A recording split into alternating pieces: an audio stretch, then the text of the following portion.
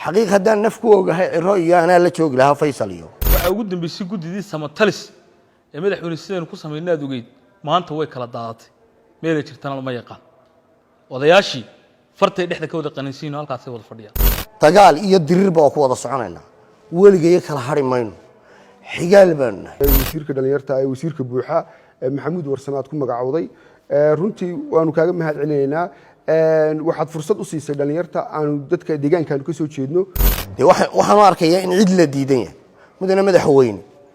aqligu ha shaqeeyo hadaa fandaalkii weynaa haysataan oo daraysaan de kuwa yareeraan wax ku yeelan inta aanan baaqayga ku din horta waxaan xusayaa madaxweyne kaaga mahadnaqayaa ragga dhalinyarta ah ee haldoorka ah ee firfircoon ee aad noo magacawday waxa weeye maxamuud warsame ugu dambeeyay muuse salaf ugu dambeeyay waanu kaaga mahadnaqanaa madaxweyne waxa kale oo ka sugnaa dhalinyar kale oo firfircoon haddana soo noqdo baaqayga madaxweyne waxaad og tahay in doorasho dalku aaday in doorasho dalku galayo waxa weeyaan ragga maanta golaha wasiirada ku jooga waxa weeyaan odayaasha u badan deegaankayga nagu matala madaxweyne adigana cod kaaga keeni maayaan deegaanada anaga nagu matalaan xukuumadana cod uga keeni maayaan nimankaasi waa niman fadhiida taladoodii gabay waxa la yiri meyd maxaa ugu dambeeyay ka la sii baa la yiri waxa ugu dambeysay gudidii samatalis ee madaxweyne sideen ku sameynaa dugeyd maanta way kala daadatay meelay jirtaan lama yaqaan odayaashii fartay dhexda ka wada qaniisiin halkaas ay wada fadhiyaan haddaad ogeen madaxweyne kuwa kugu xeeran caawo weydii gudidii samatalis sidii lagu sameeyay dugeyd ma jirto caawo madaxweyne sidaasuu deegaankayga iyo dadkuba uga arradeen wax qabadkii golaha wasiirada iyo nimankii nagu matalay deegaanaha iska badaa inay cod keenaan madaxweyne qarankan adaa ugu sarreeya madida daabkeeda ee adaa haya Somaliland iyo xisbiga kulmiyaba ninka horumarka oo ah ee hormoodka oo ah ayaa wanaagsan la waqto waxaan ka codsanaa madaxweyne ragga dhalinyarta ah inaad ugatid maanta ragga qaranka difaacay hariya habeen u taagan difaaca qaranka fil xil wal haram difaaciya qaranka iyad madaxweyne noo magacawday waxaanu ka dhalinyar ahaan annagoo daladihii xisbiga kulmiye ka tirsanayay ka weynay golihii wasiirada ee nagu matalay deegaan ahaan nin intuu isagoo isxilqaama koob dhalinyarta oo dhigo la dhiil gareeya ilaa ilmo tartan baa lagu jiraayay ya isagu koob dhigo oo markaas dhalinyaradii isaguna halkiisi u gala war kuma seegno nin walba oo sheegay oo waan ogeysiinay marka laga tago Allah sharfay Umar Said mareeyaha hay'adda duulista hawada oo isagu baaqayga ajiibay isla markaasina koob aad u wanaagsan dhigay qaar ka mid ah deegaanada hambalyo mudane Umar Said san nimankii waaweynaa ee wasiirada ah ee odayaasha ahaa doorkoodii waan weyn sidaas aana doorkooda markay codka gaadho loo waayay odayaashii dhan bay fadhiyaan maanta oo gacanta kuma hayaan nimankaas dhalinyaradii gacanta kuma hayaan siyaasiyiintii gacanta kuma hayaan oo waa kuwaasoo Sakariya Mustafa waa laba nin oo siyaasiyo waaweyn oo caawa gacanta ugu ma jiraan madaxweyne waxaan ku leenahay wax badan nimanka wasiirada ah kole baaqaygan baaqiyo badan oo kala ku xigi doonee madaxweyne ka fiirsan nimanka noo bedel madaxweyne si cad baan ku leenahay madaxweyne nimanka noo bedel annagu guushaadan jecel madaxweyne mar labaad inaan ku dhisnaan doonaynaa mar labaad abti inaad soo noqotaan doonaynaa abto gacaliye nimankaasi guushaada kama shaqeynayaan guushan kula jecelnahay kama shaqeynayaan run haddaad doonayso nimanku ag jooga caawa oo adiga kula fadhiyo kula qoslayo oo kula madaxweyne waad guuleysanaysaa oo xisbiyada mucaaridka ah heshiisi hoosta kaga jira rag baa jira markaan anagu la fadhiisanay anagoo xisbigii kulmiye taageerina oo mabda ayagu dhab naga yahay yaa rag baa jira nagu yidhi xisbigii kulmiye sida cawska inta la duuduubay ayaa halkaa lagu tiiriyay oo macnaheedu taa iska noqda halka waxuma yaallaan kuwa sidaas dadka u niyad jabinaya madaxweyne jooga madaxweyne waxaan kaa codsanaynaa inaad waxa weeye raggaa u fiirsato raggaa haddaad u baahato madaxweyne caddaynteedii iyo markhaatiyaasheedii intaba waanu haynaa waananu ku horkeeni karnaa madaxweyne inaad waxa weeye raggaa xilalkoodii gabay aad nagu beddesho nimanka dhallinyarada ah ee teetalada agaasimayaasha iyo wasiir ku-xigeenada haysta mudane madaxweyne maanta dalku wuxuu dhaaqay dariiqii doorashada dariiqii isbeddelka inta mudane madaxweyne maanta hadalkaygu toos wuxuu khuseeyaa xisbiga kulmiye oo maanta xisbiga annaga iyo adigu musharaxiisa tahay aniguna aan nahay dadkii maanta ku soo saari lahay codka adigu ima lahayd mudane sidaa asxaabtii ka dhaweeyay horta ragga amaanan iyo amaanan uu ka mid yahay maxamed warsame jaamac wasiirka ku-xigeenka gaadiidka muuse salaf agaasimaha guud wasaaradda arrimaha gudaha maxamed yuusuf axmed mudane madaxweyne maanta xaaladdan dalku suu dhaqabo doorasho xisbiga kulmiyana gaabis aad u weyn baa kaga jira degmooyinka animka aan deganahay maanta ahayd inay saameyn weyn ku yeeshaan mudane madaxweyne maanta xisbigu ma soo dhaafo aqalka guud ee halkiisa ku yaala shacabka ku yaala ee xisbiga kulmiya maanta waxay dhalinyarta dhex galo saameyn ku dhex yeesho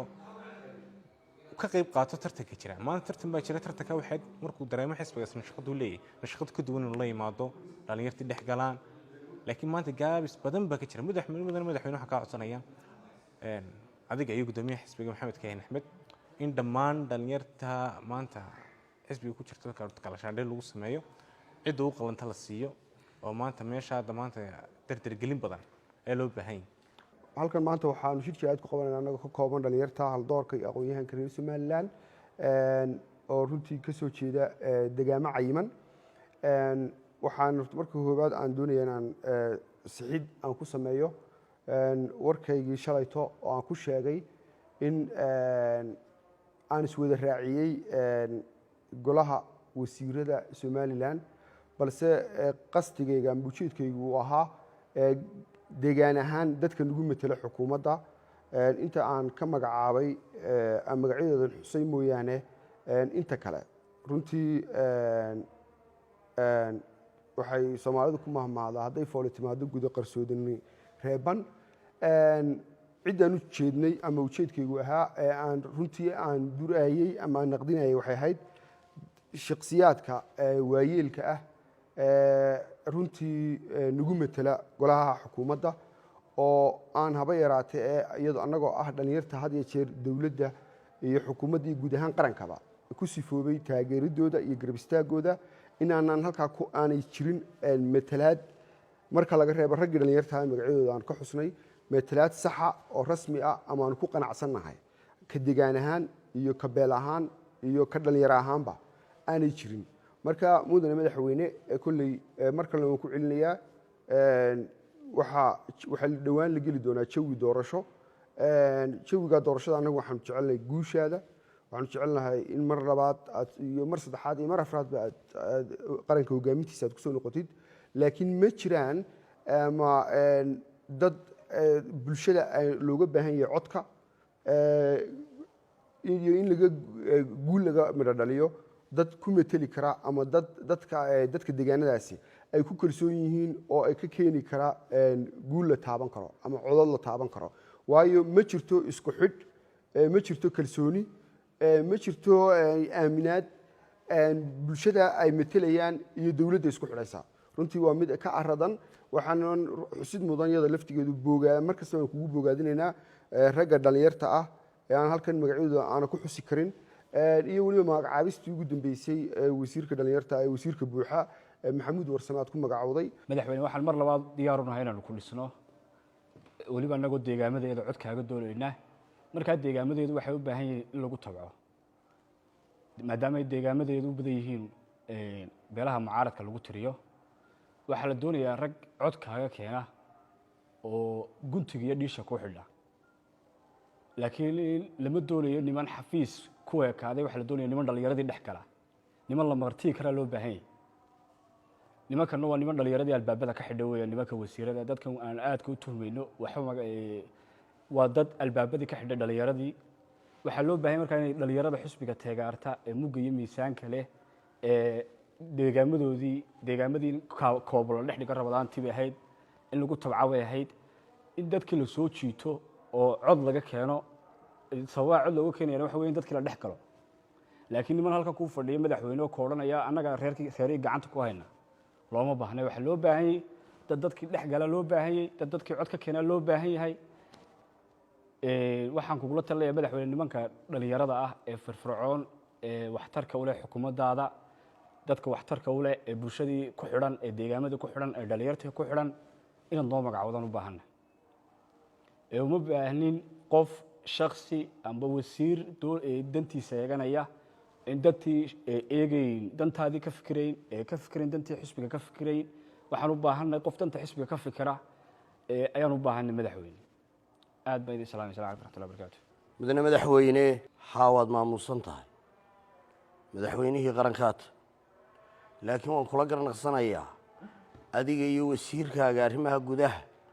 oo guddoomiyaha xisbiga ah oo maxamed kaahina oo ninkii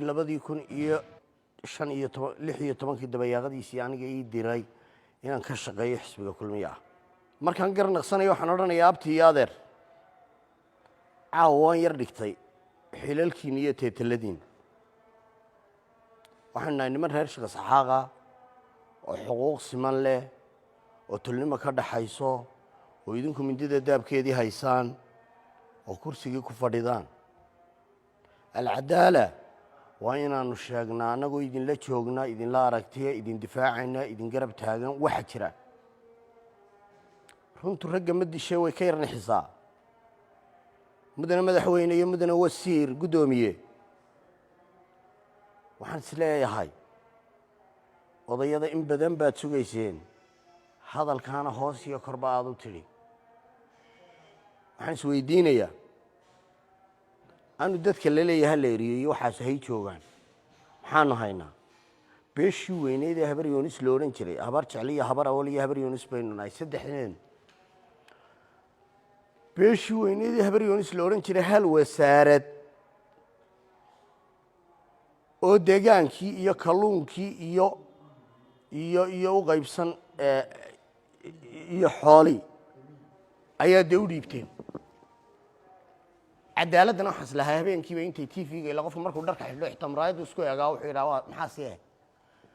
habar jecliya habar yoonis tiraahaan isma la ekaa oo hooyada iyo aabbahay ma kala jecliye laakiin waxaan rabaa inay cadaalad helaan oo hooyada iyo aabbahay cadaalad loo sameeyo mudane madaxweyne habar jeclo 5 wasiir oo eeya bay leedahay mudane guddoomiye adigoo arkaya oo wasiirkii arrimaha gudaha ah oo guddoomiyahaygii oo madaxweynahaygii musharaxaygii madaxweyne berrita ah ayaad 5 wasiir oo eeya leedahay wasiirka caafimaadka waaye wasiirka arrimaha gudaha waaye wasiirka warfaafinta waaye wasiirka cadaaladda waaye wasiirka diinta waa halkii inooguba sarreysayba intaasaad isku darsatay markaasaad waxaad ku darsatay 10 hay-adood in ka badan oo madax bannaan xataa waktiga waxaan islahaa kama dambaysta ninka fandhaalka weyn haysta war abtiyaal waataan nagu tiraahdeen markii ugu dambeysay aynu burco wada joognay abti baanu idiin nahay inanka suldaan xasan wuxuu nagu yidhi abti baanu idiin nahay caawa abtinimadii baan idinkula hadlayaa madaxweynaha iyo guddoomiyahabe miyaynu garan weynay la isbaranayo isaaq tartanyo la soo baxiyo 26 kursi baan anigu adan garxajisay ma waxaan ku helay hal wasiir oo isdul saaran ma 4 wasiir baan ku helay oo wuxba waa waa 2 wasaaradood oo ayaad mid qaybiseen runtaan idiin sheegay waan garanaqsanaya waxaan leeyahay waxa maqan xuquuq badan dalkan cadaalad u qaybsano fandaalada yaryar waxa nala ka siiyo waan wax ku yeelano haddaa fandaalkii weynaa haysataan oo daraysaan kuwa yaryar aan wax ku yeelano xaqiiq haddaan naf ku ogahay ciro iyo anaa la joogi lahaa faysal iyo laakiin waxaan rabaa inaynu garnaqsano waxaan xaq iyo xuquuq u leenahay aanu helo علي سعيد يا عرس سعيد بان تاغنا علي سعيد inaad halkooda xitaa isku bedel madaxweyne maad garan waayeen waxaan u arkaya in cid la diidan yahay mudane madaxweyne caqligu ha shaqeeyo runtaan isu sheegno haddii tol baanna reer Sheekh Isxaaq tol baanna dagaal iyo diriirba oo ku wada soconaynaa weligeey kala hari mayno xigaal baanu nahay qarannimadana waan difaacaynaa laakiin xaq iyo xuquuq waxaanu u leenahay cidna uga habran mayno